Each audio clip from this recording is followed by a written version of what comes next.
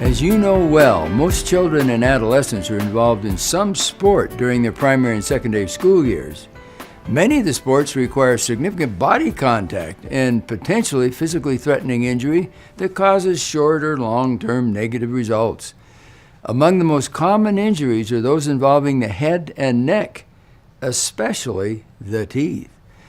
Many of these injuries could be prevented by wearing properly made and fitted mouth guards. Most of them aren't fitted. You'll soon find that out.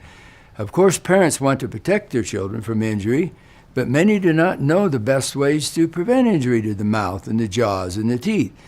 And they're in that time of life, as all of us have been, when conserving family funds is a major goal. Therefore, there's a great tendency to purchase inexpensive mouth guards thinking that these protective devices are adequate. They're not. Look at the happy face on this young man in spite of having already lost a front tooth. Would you deprive your child from participation in the sport of his or her choice? All of us have been educated about the necessary psychological and physical advantages of physical education and activity while the kid is in school.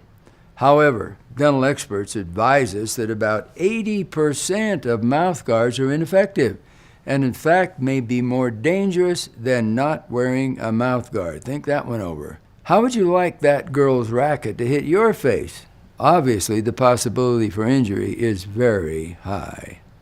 You undoubtedly know that accidents and injuries during sporting activities are extremely common. I'm sure you have visions of a kid on the football field or a boy on the basketball field with an elbow in his mouth. You may have purchased a mouth guard from a sports store thinking it was adequate, but the possibility of it being adequate is very low. Let's analyze the cost of simple mouth injuries. The lowest cost to repair this one-tooth injury is at least the cost of a laptop computer. And depending on whether or not the nerve is injured, the cost could be as high as the most expensive laptop computer you can buy, and it will have to be replaced in a few years. Look at this injury to 3 teeth. Doesn't look like much, is it? Again, depending on the damage to the tooth nerves and the potential need for root canal treatment, repair of this injury would cost as much as a small used car.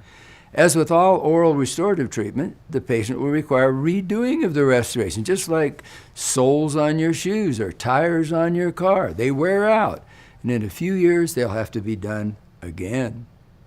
The eventual long-term total cost could be about the same as a typical new car in the USA. I doubt if you knew that most popular store-bought mouth guards do not fit the teeth and jaws well. They're obviously generic in shape and only roughly fit all sizes. The result is that when the athlete receives a blow, the mouth guard is forced backward into the mouth, hitting only one or a couple of teeth because it doesn't really fit the teeth and often breaking them. Additionally, the athlete has to hold the guard in place by biting on it. Think about that while you're playing the game. Not good. And it eventually wears through, thus requiring replacement.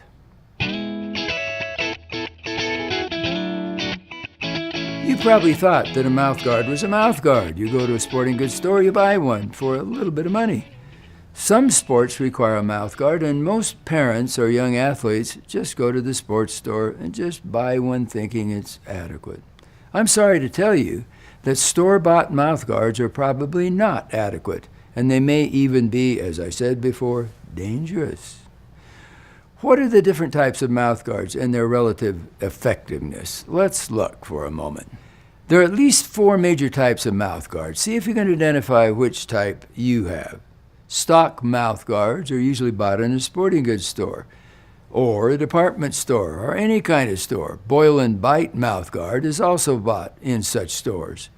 Custom-made vacuum-formed mouth guards, usually made by a dentist, and then another type of custom-made pressure-formed mouth guard provided by a dentist.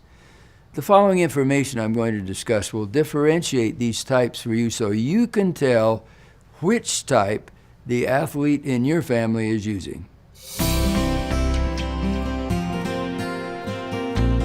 Stock mouthguards are available in many types of stores. They're available in several sizes, usually small, medium, and large, as you might expect.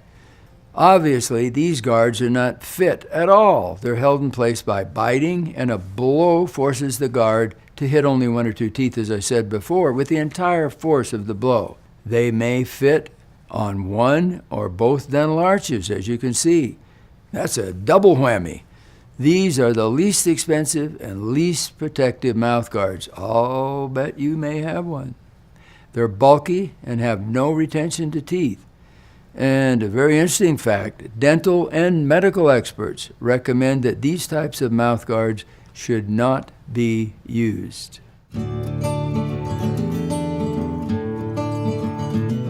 Boil and bite mouth guards are the most commonly used type of mouth guard, estimated to be worn by 90% of mouth guard users. That's amazing to me because they are quite deficient. The material softens by boiling in water and attempting to adapt to the teeth with the tongue and the fingers. These guards produce a false sense of protection, as you might expect. They're often modified by their wearers, further reducing their effectiveness. The weaknesses of the boil and bite mouth guards are easily identified. Boil and bite mouth guards have poor fit, pretty obviously. And even though they might fit slightly right at first, as soon as the body warms that material up, they don't fit well at all. They're bulky. They can't be customized well. They are available only in limited sizes. Their thickness is not predictable because the kid's going to chew through it and make it very thin or thick in some other place. Their use should be discouraged because of their lack of effectiveness. Most dentists have a device to make these types of mouth guards in their offices, and most dentists would consider them to be partially adequate. In our opinion, scientifically, they're just a slight step above the deficient ones you've just observed. As you observe the image, you'll note that the yellow plastic material on the bottom model doesn't fit the plaster model well due to the insufficient vacuum that was placed on it during the time the plastic was put over that model. Although these vacuum-formed mouth guards are somewhat better, not much, than stock or boil and bite mouth guards, they're still significantly more adequate methods that we're going to describe.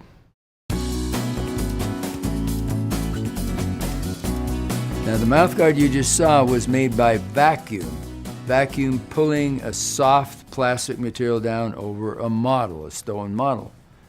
The pressure device showing here provides up to 5 times more force on the mouthguard material than the vacuum one does, and it fits perfectly to the plaster model. Look at the image and you'll see the upper is the model and the lower is the actual plastic adapted to the model. They both look the same because it does fit those teeth very well.